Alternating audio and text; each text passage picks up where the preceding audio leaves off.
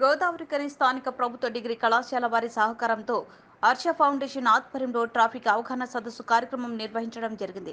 ఈ కార్యక్రమానికి ముఖ్య అతిథులుగా Godavarikhani traffic ACP Narasimhulu, traffic SI Raviprasad, degree college principal Rajesh, Harsha foundation వ్యవస్థాపక అధ్యక్షుడు బూడిద హర్ష, లయన్స్ క్లబ్ నుండి లక్ష్మీవాణి పాల్గొని వాహనదారులకి ట్రాఫిక్ పై అవగాహన కల్పించడం జరిగింది.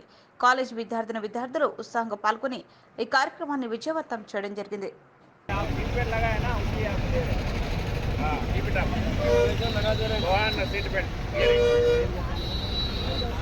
గారి ఆదేశానుసారం మరియు లయన్స్ క్లబ్ కోఆర్డినేషన్ మరియు డిగ్రీ కాలేజీ విద్యార్థులు వాళ్ళ అధ్యాపక బృందం వీళ్ళందరి సహాయ సహకారాలతో రోడ్ సేఫ్టీకి సంబంధించినటువంటి సూచనలు చేయాలనే ఉద్దేశంతో ఈరోజు అందరం ఇక్కడ గుమిగూడి ఈ రోడ్డు మీద యూజర్స్కు రోడ్డుకు సంబంధించినటువంటి వయోలేషన్ చేయొద్దని, ఏ వయోలేషన్స్ అంటే ఓవర్ స్పీడ్ పోవద్దు, ట్రిపుల్ రైడ్ చేయొద్దు, హెల్మెట్ ధరించే టూ వీలర్ నడపాలా, కార్లో ప్రయాణించినట్టు సీట్ బెల్ట్ పెట్టుకోవాలా, ట్రిపుల్ రైడ్ చేయొద్దు, చైల్డ్ డ్రైవింగ్ చేయొద్దు, రాంగ్ రూట్లో పోవద్దు, రాంగ్ ఓవర్టేక్ చేయొద్దు, డ్రంక్ అండ్ డ్రైవ్ చేయొద్దు, సెల్ ఫోన్ డ్రైవింగ్ చేయొద్దు.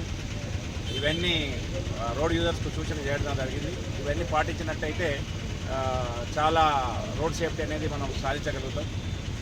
మేడం గారు చెప్పినట్టు దాదాపు భారతదేశంలో 1,50,000 మంది చనిపోతున్నారు. దాదాపు మన దగ్గరనే ఒక 7,000 మంది చనిపోయారు. అందులో యూత్ ఎక్కువ ఉన్నారు, మొత్తం యూతే ఎక్కువ ఉన్నారు. చనిపోయిన దాంట్లో ఎక్కువ యూతే ఉన్నారు. కాబట్టి దయచేసి యూత్ పర్టికులర్ విజ్ఞప్తి ఏంటంటే, ఫస్ట్ మీ ప్రాణం చాలా గొప్పది, చాలా విలువైంది. మీరు టూ వీలర్ ఎక్కే ముందే చాలా ఆలోచించి రోడ్ సేఫ్టీ ముందు వచ్చే వాళ్ళు ఏ విధంగా వస్తున్నారో మనం ఏ విధంగా ప్రయాణించాలనేది ఆలోచించి డ్రైవ్ చేసినట్లయితే సేఫ్గా మనం ఇంటికి బయలుదేరి ఇంటికి క్షేమంగా తిరిగి వస్తాం.